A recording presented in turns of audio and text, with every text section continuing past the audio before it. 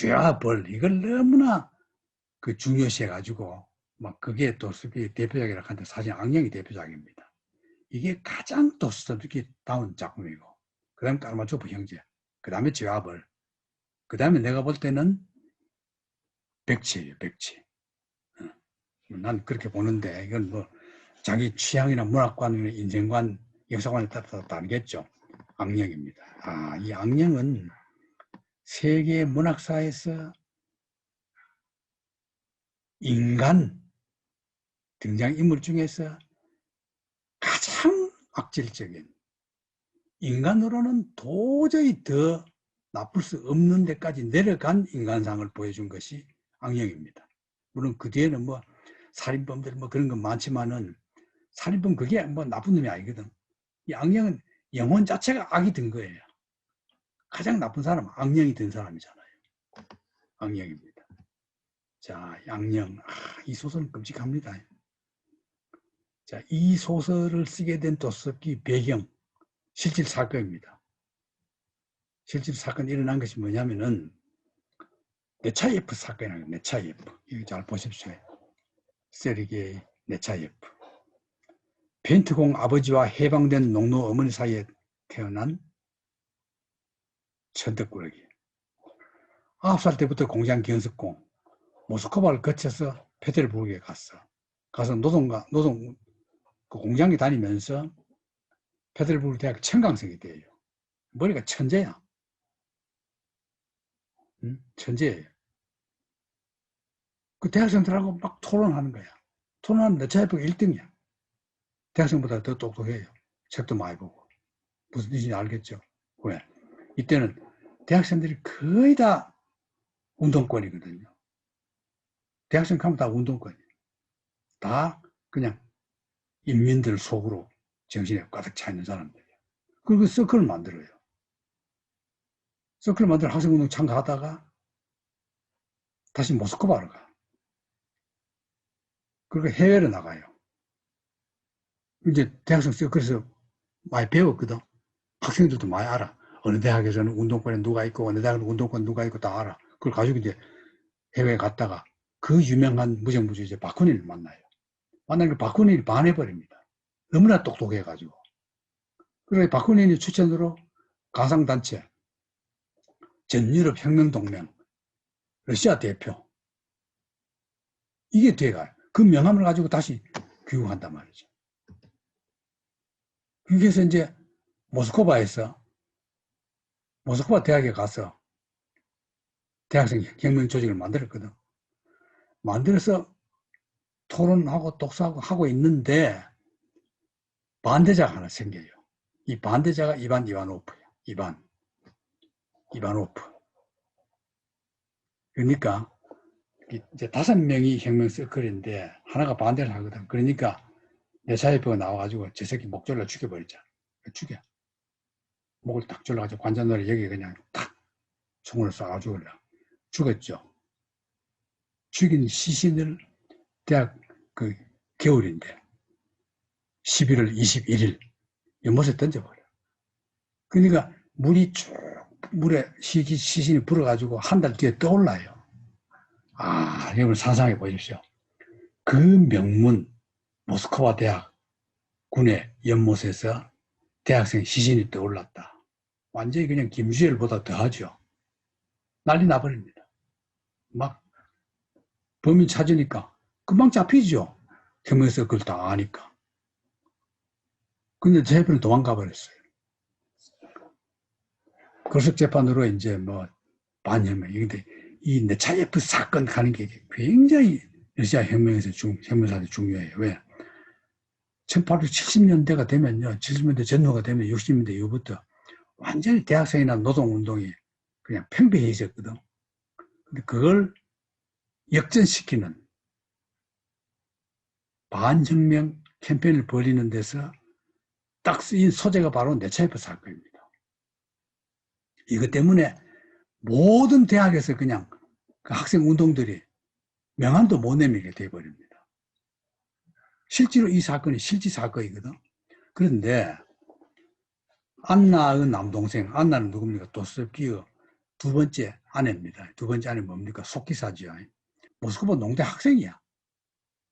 바로 그 연못에 빠져 죽은 이바노프와 동창이야. 그러니까 너무나 잘 알아. 처남이. 그걸 누나 집에 와가지고 그냥 자영한테 도스토옙스키한테 자세히 얘기를 해준 거야. 그러니까 도스토옙스키는 이미 유럽 여행에서 혁명 반대야. 이미 그 시베리아 여행 갔다 와서 도스토옙스키는 혁명 반대파가 됐거든. 됐는데 유럽 여행을 하고는 더 굳건한 혁명 반대파가 돼요. 더 굳건한 혁명 반대파야. 그러다가 이 사건으로 내가 그냥 반대할 게 아니라 이 혁명을 반대하려면은 반대하는 소설을 써야 되겠다. 그래서 생각합니다. 그게 쓴 것이 악령입니다. 지금 식으로 말하면 반공소설이야. 혁명 반대 소설이야. 있었거든. 한편 내 차입은 어떻게 되느냐. 유럽에 가서 페테르부르크에서 또 새 활동을 해요. 그 동료들이 체포되니까 스위스로 도망가 버려. 가서 또 바쿠닌 만났거든. 그러니까 바쿠닌은 이제 두 번째 만난 거예요. 만나니까 의심해요. 저놈이 그런 짓을 하고 돌아와서 지금 러시아는 르체프 때문에 완전히 혁명의 열기가 식어가지고 냉각되어 있어. 그러니까 바쿠닌이 저놈이 혹시 앞잡이 아닌가? 과격파는 일단 의심해야 돼요. 여러분도 과격한 사람들 그건 다 의심해야 돼요. 앞잡이일 수도 있고. 왜냐하면 과격파는 항상 일을 망칩니다. 그래서 이제 그 바쿠닌한테 버림받으니까 런던, 뉴욕, 스위스에서 돌아다니다가 체포당해가지고 러시아 잡혀와요. 와서 시베리아 추방 중에 유형 중에 죽어버립니다. 근데 내 체포는 그걸 끝났지만 어쨌거나 반혁명파 비밀을 만들어준 거죠. 근데 이제 역사적으로 유명한 게 뭐냐면은 혁명가와 교리 문답. 그 냉각기 때 작성된 게 바로 혁명가와 교리 문답입니다. 이건 이제 누가 만들었는지 몰라요. 바쿠닌이 만들었다는 설도 있고 네차예프가 작성했다는 설도 있고 둘이 합작인지. 근데 어쨌거나 이 문서는 70년대 이후에 1870년대 이후에 러시아 혁명파들에게 가장 중요한 문서가 됩니다. 여러분 궁금하면은 지금 우리나라 인터넷도 들어가면은 혁명가의 교리 문답 치면 쫙 전문이 다 나와요. 얼마나 철저한지 몰라요. 혁명가는 죄인이다. 그러니까 사적 이해도, 개인적인 일도, 사사로운 감정이나 집착도, 사유재산도 심지어 이런 조차가 없다. 그런 모든 관심과 생각과 열정을 오직 혁명에 바쳐야 된다. 1조, 2조 해가 쫙 나오거든. 이게 한 세대를 지배합니다. 러시아 역사에. 그럼 악령의 주인, 이걸 이 네체프 사건을 배경으로 해서 도스토옙스키가 좋다. 내가 반혁명 소설 써서 이 젊은 학생들 생각을 바꾸도록 돌리도록 해야 되겠다. 꽃은 소설이 악령이다. 그럼 주인공들이 어떠냐? 주인공 스타브로킨입니다. 스타브로킨, 이거 내 고등학교 때 이제 이 소설을 봤거든요. 보고 우리가 막 논쟁 많이 했어요. 그래가지고 막 우리 친구 중에 나쁜 놈이 있으면 스타브로킨 닮은 놈이라고 막 상당히 고상한 별명을 지어주고 이랬는데 장군 미망인인 여지주 외아들입니다. 장군 집안에 과부의 외아들 어때요? 지만 잘났죠. 응?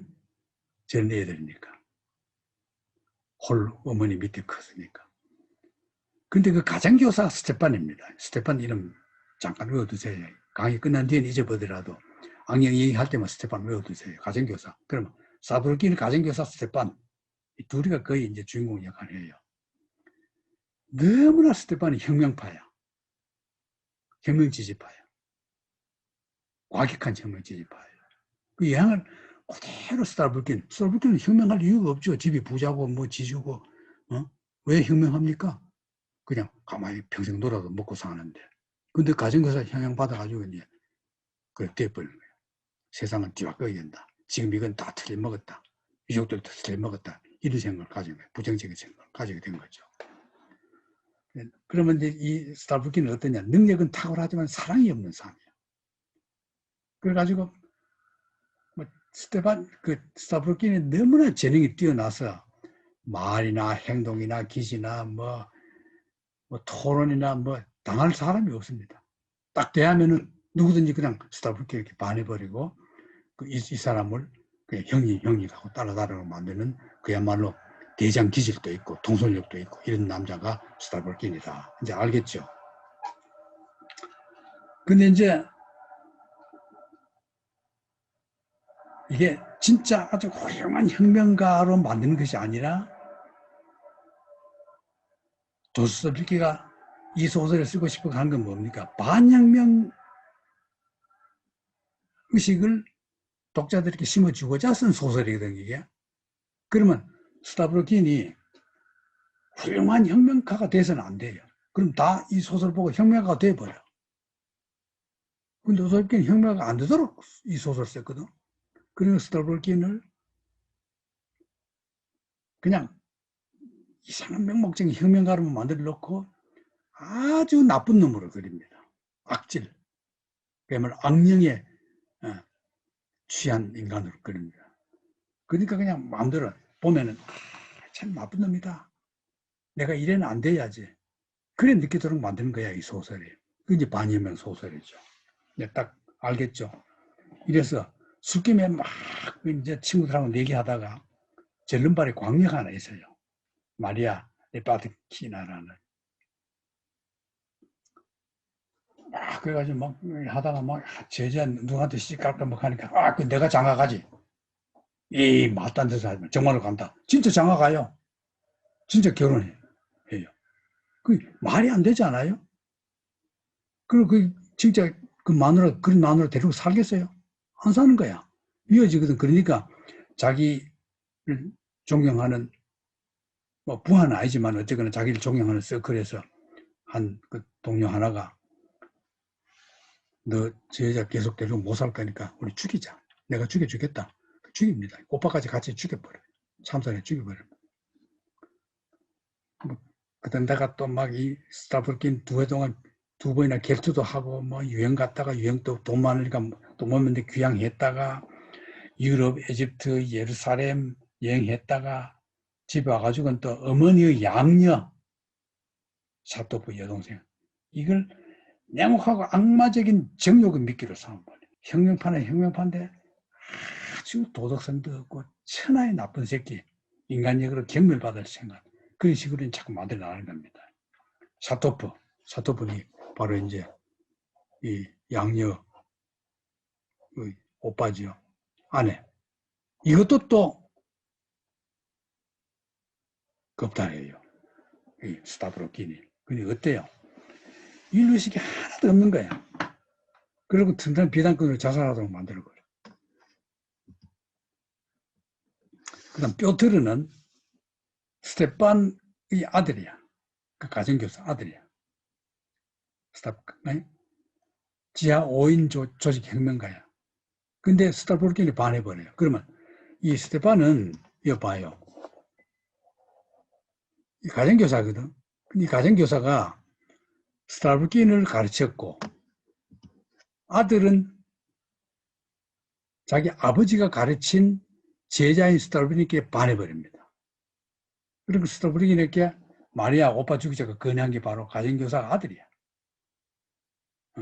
사토프 나옵니다. 사토프는 스타브루킨 숭배자야. 지하 조직원. 전부 혁명가죠. 그룹이 혁명파야. 자, 슬라브주의자입니다. 슬라브주의자는 지난주에 얘기했죠.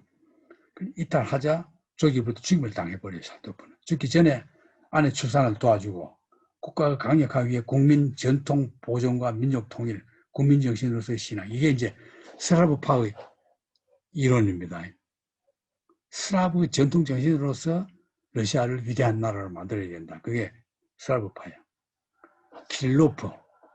이거는 또 전부 다 스타브루킨 존경자거든. 무신론자예요. 킬로프도 많이 인용돼요. 무신론자이면서 자신이 신이 되고자 무신론자야. 신이 없어. 그럼 신은 어떠냐? 결국 사람은 영원히 신이 된다고 다들 얘기하니까 그럼 내가 신이 되려면 내가 죽어야 되겠네 하고 정말 그 무신론자이면서도 그럼 나도 신이 한번 되어보자 하고 자살해버려요. 뭐 혁명파 젊은이들이 다 혁명파는 혁명파인데 도저히 누구도 따라할 수 없는 기괴한 반윤리적인 그런 반사회적인 그런 인간들로. 샤토프 진리를 그 민족 자체 내에서 요게 이제 뭐냐면은 샤토프가 뭐였습니까? 슬라브주의자거든. 그러니까 슬라브주의자는 우리식으로 말하면은 우리나라식으로 말하면은 그 당군교라고 비교하면 될까? 슬라브파, 우리나라 민족파, 우리나라 국수주의자. 이 뭐냐면은 우리나라가 제일이다. 우리나라가 옛날에 만주 땅부터 중동까지도 다 우리가 차지했고 시베리아도 다 우리 민족이 차지했는데 쫓겨와서 여기 살고 있다. 그거 다 우리 차지해야 된다. 우리 전통, 우리 문화가 제일이다. 서양 문화 받아들여서 아무것도 아니다. 서양 문화가 들어와서 한국을 이렇게 망쳤다. 이런 그야말로 국수주의적인, 그야말로 시대 차후적인 국수주의적인 이게 이제 슬라브파입니다. 슬라브파는 거의 다 혁명 반대파고 슬라브파 중에서 혁명파가 있는데 이 혁명파는 진정한 혁명파가 안 돼요. 삐뚤어진 혁명파야. 근데 스탈베키는 나중에 이제 참여합니다. 벌써 진작부터 난 허무주의를 거부해왔고 지금 보니까 가장 고약하고 죄가 많은 사람은 우리 귀족들이다. 자기도 귀족이죠. 우리는 땅에 인걸 때는 뿌리를 상실했다. 먼저 새로 태어나야 하는 사람들은 다른 사람들 안에 바로 우리 귀족들이다. 우리는 가장 타락한 자들이다. 모든 저주는 우리에 놓여있다. 이게 뭐냐? 자기가 그렇게 나쁘지만 계속 이 악당을 만들어가지고 해오다가 마치 참여하는 것처럼 이건 뭐냐? 도스토옙스키 다운 거죠. 죄악 볼 때 마지막에 참여하잖아요. 다 참여하죠. 말하자면 도스토옙스키가 러시아 정교적 신앙의 그 신앙이 낳은 드라마 그 법칙 최후에는 참여한다. 이걸 못 버리는 거예요. 길로프너 무신론자라 그랬죠. 그 자기가 자살하는 겁니다. 이런 논리를 가지고 이제 자살하는 거예요. 자, 이게 이제 악령이라는 소설이거든. 스테판 가정교사죠. 근데 이 가정교사는 평생의 정신적인 여자친구로 바르바라 누굽니까? 스톨베키는 어머니죠. 그러니까 자기 주인입니다. 이 아들 스톨베키는 선생이니까 그 가정교사는 스톨베키는 어머니를 저런 여자 참 좋다. 나중에 다툰 뒤에 영지 떠나가지고 이제 민중과 접촉하는 걸로 나옵니다. 임종 때 한 신분 낮은 여인의 간호를 받으면 귀신 들린 사람 치유 이야기를 들으며 악령이 예수 가르침으로 치유될 희망을 갖는다.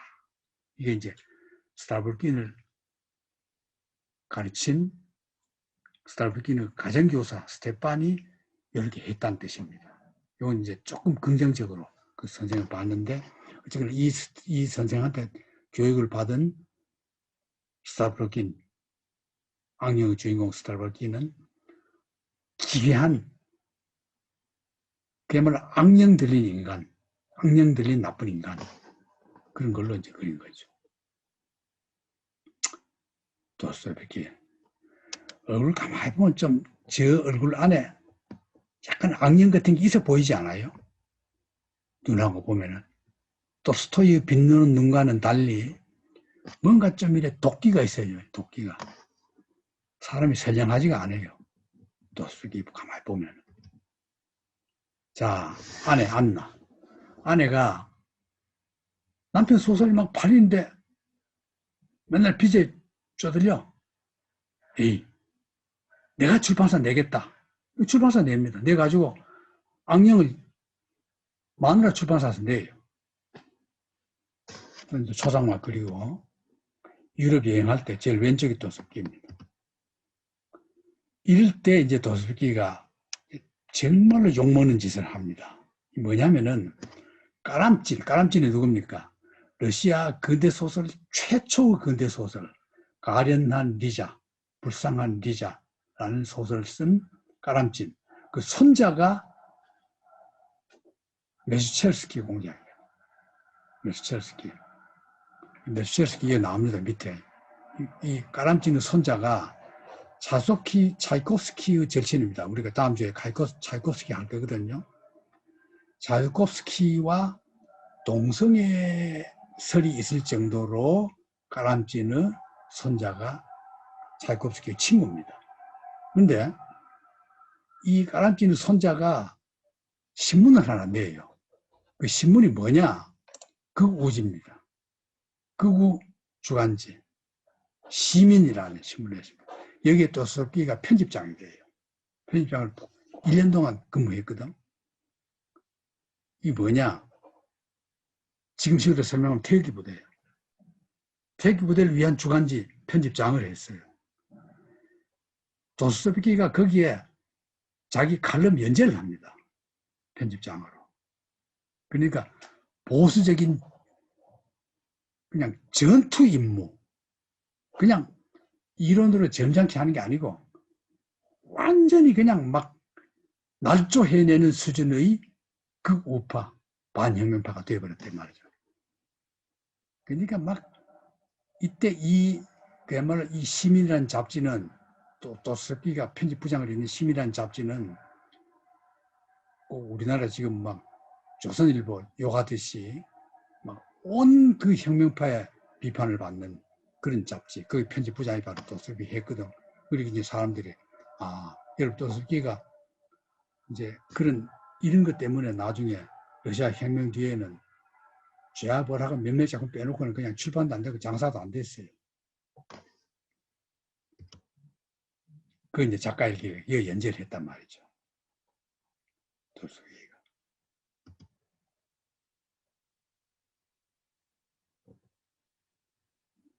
얼굴 가만히 보세요. 이건 좀 선량해 보이죠. 아까 사진하고 다르죠. 친필 메모. 이게 도스토옙스키가 시베리아를 귀향 갈 때 데카브리스트 한 아내가 이 성서 안에 돈 넣어가지고 준 거 기억나죠? 그 성서입니다. 평생을 가지고 있었습니다. 그 성서를. 자, 온천지. 자, 이게 이제 도스토옙스키가 계속 세대를 살았거든요.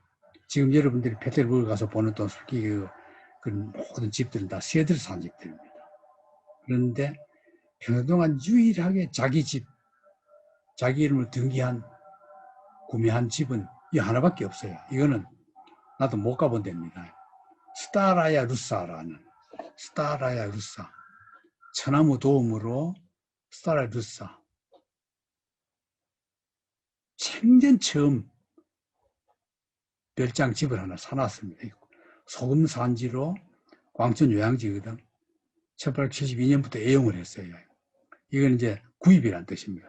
인생의 처음으로. 현재는 기념관에 되어 있고, 생활은 밤 11시에 잠들어서, 밤 11시부터 새벽 5시까지 일하고,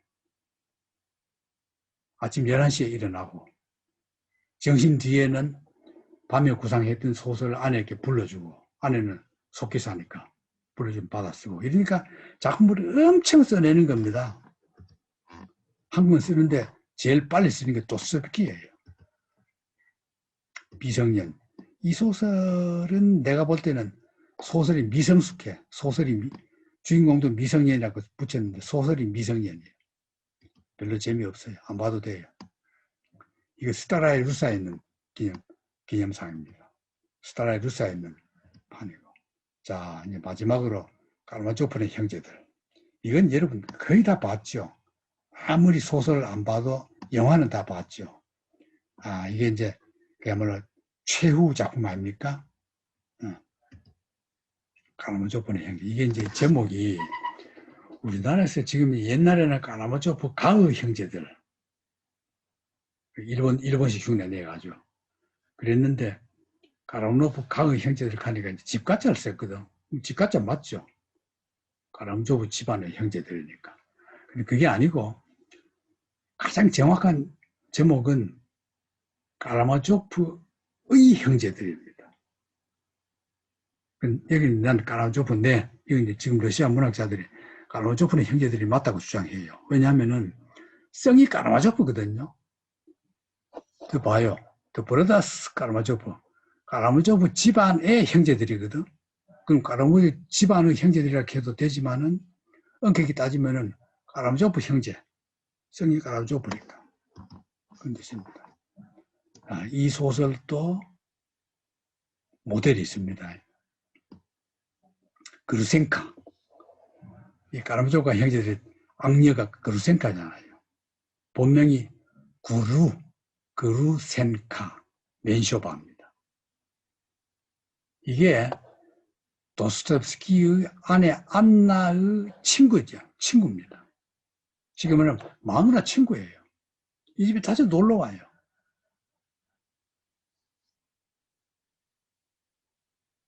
이 여자 모델로 한 거죠. 그 다음에 셋째 아들 알로샤가 수도사가 돼가지고 조시마 장로에게서 사사했다.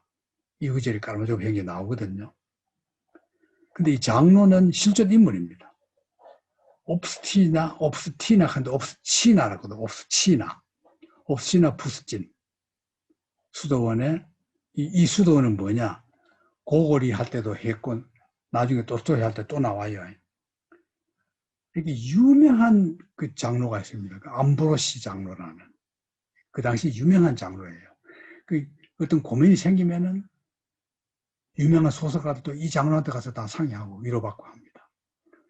이 장로는 도스토옙스키가 둘째 아들이 3살 때 죽으니까 찾아가서 위로받았던 장로, 그 암브로시 장로입니다. 이 장로를 이 소설에서는 조시마 장로 이름만 바꿔가지고 그러면 여자 주인공 그루센카는 실존인물, 조시마도 실존인물을 이름 바꿔서 했고 그루센카는 이름도 그 자체도 똑같이 해버렸습니다. 이 어떤 집, 이 얘기 줄을 다 알죠? 영화 한번 보십시오. 기가 차요. 파란 글자를 먼저 보십시오. 그루센카 마을에 소문나는 환양녀. 17살 때 폴란드 장교에게 농락당한 뒤 부잣집 첩이돼요. 첩이돼가지고 이제 쭉 돌아다니면서 사는 겁니다. 그러다 나중에 버리고 혼자 와서 마을에서 환양녀가 돼가지고 이 남자 저 남자 막 도망가지만 다 유혹해가 몸을 주는 그런 여자란 말이에요. 그루센카거든. 아버지는 그루센카 아버지가 아닙니다. 카라마조프 집안의 아버지예요. 표도르. 소지주야. 소지주는 바람피우기 딱 좋은 만큼 돈이 있습니다. 벼락부자의 전형이야. 벼락부자는 뭡니까? 윤리의식이 없죠. 신앙심이 소용없음을 알아채버린 자주성가의 사나이. 신이 없다는 걸 눈치채버렸어. 최대의 목적은 성욕과 식욕 두 가지밖에 없어요. 그러니까 이 표도르가 그루센카한테 반해가지고 맨날 얘가 돈 갖다 바치고 놀아나는 거야. 자, 드미트리 표도르 첫 아들이야. 그럼 표도르 진짜 첫 마누라. 첫 마누라는 남편이 하도 여자만 밝히니까 정념이 떨어져서 딴 남자와 주례는 나버렸어. 그 본체의 맏아들이 바로 드미트리입니다. 드미트리. 이 소설의 그 쌍벽을 이룬 주인공입니다. 그럼 왜 드미트리가 중요하냐면은 아버지의 애인인 그루센카를 맏아들이 좋아해요. 이게 심리가 묘합니다. 아버지에 대한, 왜? 아버지가 자기 어머니를 쫓아냈거든. 바람 피워가지고. 그러니까 아버지 증오 대상이야. 아버지가 아니야. 증오 대상이야.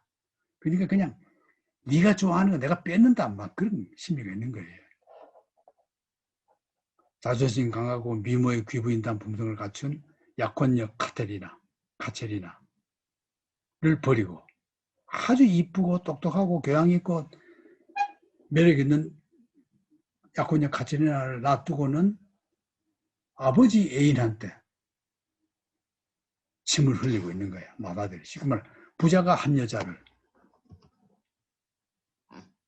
그런 사람 많아요. 둘째 아들이 이반이야. 후째 아들이야. 제대로 된 애예요. 얘 하나예요. 이과 계통이야. 이과 공부 열심히 해요. 마청 약혼녀 카체리나와 사랑해요. 신이 없는 이 세상에서는 모든 행위가 허용된다는 그 유명한 말을 한 무신론자 허무주의자. 이게 둘째 아들이야. 자, 첫째 아들은 바람둥이. 둘째 아들은 무신론자로 형의 애인을 사랑해. 셋째 아들은 수도원, 조시마 가르침 받는 유일한 신앙적 인간. 그 다음에는 사생아, 스메르자코프, 표터르가 벽치 거지 여자애를 범해가지고 애를 하나 낳았는데 간질병 환자야. 이거는 아들로 안 치고 머슴으로 부려먹어요. 간질병에다 온갖 비열한 게 생긴 것도 이상하게 생겨가지고. 자, 네 아들이죠, 네 아들. 이것들이 이제 이렇게 한 거예요. 근데 아버지가 죽어요, 어느 날. 죽으니까 범인이 누구냐? 1차 범인이 누굽니까? 여러분 형사라면 당연히 맏아들이죠. 맏아들이 그러니까 그 아버지 애인 뺏으려고 아버지 죽일 수 있었죠. 근데 나중에 보니까 그게 아니야. 누굽니까? 이 막내입니다. 스멜자코프 이 백치입니다. 백치인데 여러분들이 병신하죠. 병신은 없습니다. 지구상에. 다 똑똑해요. 지 생각은 다 해. 하도 아버지로부터 학대받으면서 크니까 이제 아버지를 내가 죽여버려야 되겠다. 죽여버려야 되겠다는 그 힌트를 누구한테 떴느냐? 둘째 아들한테 떴어요. 둘째 아들이 똑똑한 둘째 아들. 무신론자거든. 신이 없어. 그러니까 뭐 죽여도 신이 없어. 지옥도 없어. 그래? 그럼 난 아버지 죽여도 되겠네. 그래가지고 봐. 백치로 알았는데 그거 다 알아듣고 아버지를 죽여버려. 죽여놓고는 지가 범인이 아닌 것처럼 그 시간에 지금 간질 걸린 것처럼 누워있어 버려. 아버지 죽었다. 스멜스 코프는 간질 걸려있어. 자기가 죽은 줄 몰라. 그리고 의심하는 건 뭐냐? 첫째 아들이야. 이래 만들어버린 거예요. 이제 재판이 시작되는데 이 묘합니다. 그러면 첫 아들의 그 범인을 의심받는 첫 아들의 여자 약혼녀죠. 약혼녀. 이 약혼녀는 어쨌든 자기 남자 그 맏아들 빼주고 싶잖아요. 그러다가 나중에는 이 약혼녀가 동생을 사랑하게 돼버려요. 그 이제 맏아들 이거는 이 자기 진짜 애인 자기 놔두고 그르센코를 좋아하잖아. 그러니까 이 더러운 남자를 해가지고는 정이 떨어져가지고 동생 시동생 될 남자를 사랑하게 돼버립니다. 그러니까 일부러 자기 새로운 애인을 위해서 저 형은 지역살이 해야 되겠다 해가지고 일부러 형에게 죄를 뒤집어 씌우는 정이 돼버립니다. 아, 이 강교함. 이런 걸 그린 게 이제 까노조브 형제들이거든. 쉽게 말하면은 인간은 여봐요. 신이 없다면 모든 것이 허용된다. 이게 이 말이 러시아에서는 니체의 신은 죽었다는 말하고 똑같이 효력을 발생합니다. 허무주의자들에게. 그러니까 도스토옙스키가 반혁명론자인데도 불구하고 허무주의를 퍼뜨려서 허무주의자들로 하여금 이런 걸 좋아하게 해가지고 신이 없으니까 다 허용된다. 이걸 인용해가지고 퍼뜨려서 허무주의 혁명가들이 테러리스트가 된 겁니다. 뭐 신이 없으니까 사람 죽여도 된다. 그래서 사람을 죽이는 거죠. 카체리나와 그루센카. 형보다 아우 이반을 더 사랑하는 카체리나는 드미트리에게 대집에 씌우고자 불리한 편지를 보내고. 그러니까 나중에는 그루센카가 드미트리를 사랑하게 돼요. 참 이 여자 심리도 묘하죠. 아마 여러분들 다 이런 걸 거야. 여자 마음은 죽을 듯 해요. 죽을 듯이. 갈 때와 같아요. 자, 이게 이제 카라마조브 형제입니다. 마지막 소설이죠. 푸시킨 장례식 아니라 그 동상 제막식 이어가서 이제 그 연설도 하고 이때 연설 뚜르게네프도 연설했다 그랬죠. 근데 뚜르게네프와는 화해합니다. 뚜르게네프 원수가 많다 그랬죠. 도스토옙스키하고는 왜 사이가 나빴습니까? 돈을 빌려다 노름하다가 도스토옙스키가 돈을 잃고 뚜르게네프 부자에게 돈 빌려달라니까 요구한 액의 반밖에 안 줘요. 그러니까 둘이 삐쳐가지고 나버렸습니다. 이게 푸시킨 동상극이거든. 아, 여러분, 이건 모스크바 여행 가면은 반드시 여기 가보고 맙니다. 여기는 관광 명소로 되어 있죠. 60세에 죽습니다. 페테르부르크에서 죽어서 관 밑에 좋아하는 조문객들이 성인물로 간직하고자 다 그냥 하나씩 빼가 버려요. 도스토옙키 애독자들이. 대학생들이 죄인의 사슬을 몸에 감고 상여 뒤에 도스토옙키 상여 간데 뒤에 따라가려고 굉장히 도스토옙키를 존경했죠. 이때 되면 대학생들이 존경하들이 있었죠. 혁명파에서는 반대하는데 반혁명파에서는 좋아했습니다. 근데 그걸 못하게 해가지고 못하고 이게 이제 관에 있던 도스토옙키를 이제 찍은 겁니다. 참 인간의 죽음이라는 게 참 이상하죠. 모든 죽은 사람은 저렇게 다 편안해 보여요. 그러니까 다 편히 쉬시라, 영면하시라 하는 게 저런 뜻입니다. 지급인 묘지에 원래는 노브레비치 모스크바에 있는 그 유명한 가장 비싼 묘지 거기에 묻히려고 했는데 그 네크라소프 시인에도 옆에 묻히려고 했는데 돈 아깝다 해가지고는 네프스키 수도원 지급인 묘지에 묻혀 있다. 여기는 차이콥스키, 코사코프, 부저르스키 등 묘지도 있는 데입니다. 도스토옙키 페테르부르크에 있거든요. 이겁니다. 도스토옙키 무덤, 동상. 안나가 도스토옙키의 소설 쓰는 방법을 여러 얘기했습니다. 첫 세 장은 이미 출판됐어. 제1권으로. 넷째 장은 조판 중이야. 다섯 장은 막 우편으로 보냈어. 여섯 장은 집필 중이야. 나머지는 아직 구상도 못한 상태야.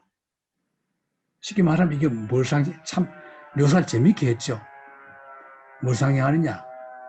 맨날 돈에 쪼들려가지고 밤중에 구상해가지고 오후에 아내가 속기로 받아 써가지고 풀어가지고 보내면 책으로 나가 팔고 아직 팔리고 있는데 이 소설 마지막을 어떤 장면을 할까 생각도 안 한 상태에서 또 쓰고 그렇게 쫓겨서 소설 썼다. 그렇게 썼는데 그렇게 걸작이 나왔잖아요. 여러분들은 컴퓨터로 차근 뜯을 쓰니까 걸작을 써야죠. 아내가 쓴 책입니다. 도스토옙키 메모. 러시아판 강디드는 볼테르 겁니다. 볼테르 소설입니다. 풍자 소설. 도스토옙키는 풍자 소설을 못 씁니다. 예수 그리스도 책 하나 쓰고 싶다. 내 회고록도 쓰고 싶다. 49제에 관한 대하소설 40일 이게 이상해요. 서양이나 한국이나 다 4구제야. 49제까지 이제 잘 해야 그날이 이제 저승에서 심판받는 날이라 그러잖아요. 49일 동안. 그 심판받은 얘기를 한번 쓰고 싶었던 거죠. 이게 이제 스테판 찌바이크가 그 얼굴은 어떤 농부 모습과 흡사하다. 지난 흐색을 띠는 북 들어간 지저분할 만큼 주름져 있다. 동상은 말끔하죠. 안나는 35살에 이제 과부가 됐습니다. 그 뒤에 38년 동안 더 살았는데 5,000페이지에 달하는 문헌 목록 다 편찬하고 박물관 부속원의 유물 초상화합을 만들어서 스타라야 루사에 도스토옙키 학교를 설립하고 편지 수기를 수집하고 연보를 쓰고 회고록 집필하고 남은 일생을 완전히 남편 연구와 자료 수집과 유명하게 만드는데 헌신하다가 그 아내도 죽었다. 이게 이제 도스토옙키 일생입니다. 자, 이상으로 도스토옙키 강의를 마치고